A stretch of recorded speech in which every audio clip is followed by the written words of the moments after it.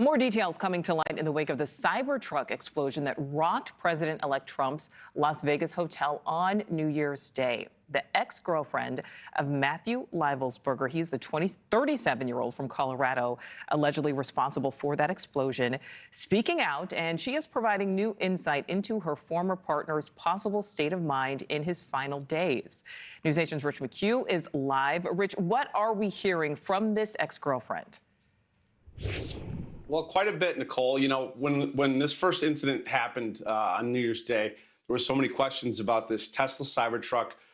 When it came out that it was Matthew Livelsberger, a decorated Green Beret, and his motivations for it. Now, Alicia Arrett, his former girlfriend of several years, is speaking out and ultimately solving parts of the puzzle for us. She said when he reached out initially, it was lighthearted and funny. He even sent her a video of him dancing in the Cybertruck that he had rented and ultimately would end up in the explosion.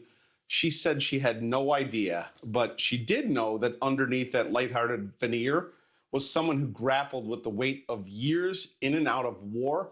The two had dated years earlier, and she was an Army nurse. She had been at Walter Reed. She said in his early text messages with her, Livelsberger described a traumatic brain injury. Take a listen. He was talking about the head injuries he'd had. And he didn't complain about it. He had a lot of headaches, a lot of pain and exhaustion. He just powered through, but he'd had several blasts that he was involved in that he didn't get a leg blown off, but it pounded his brain. I think no human should have to endure what he endured for so many years. All alone, he carried that weight.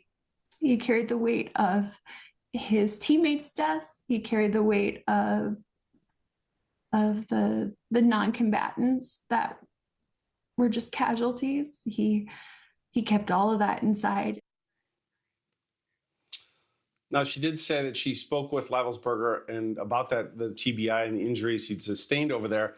And she said he didn't want to come forward. He didn't want to seek help because if he was diagnosed with a TBI, he wouldn't be allowed back with his combat or his peers. And that was something that he very much wanted to be back with. Nichole. And now, did she weigh in at all, Rich, on any of the writings that he left behind, his possible motive? She did. So asked about the writings, and I should state there were writings that were found in 2 of his phones, and there was also an email that the Sean Ryan podcast received and posted on the internet and on their show. In that email, Livelsberger makes a number of allegations about drones, government surveillance, military missions in Afghanistan, and his wanting to come forward about all of that and make a statement. Asked about it, here's what Alicia Arrett had to say.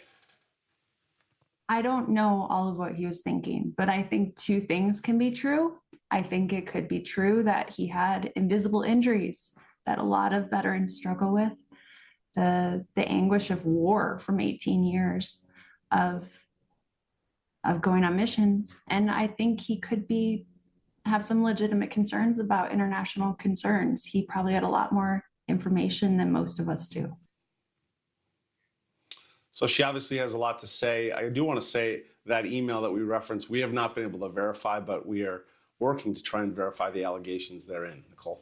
All right, Rich McHugh live for us. Rich, thank you.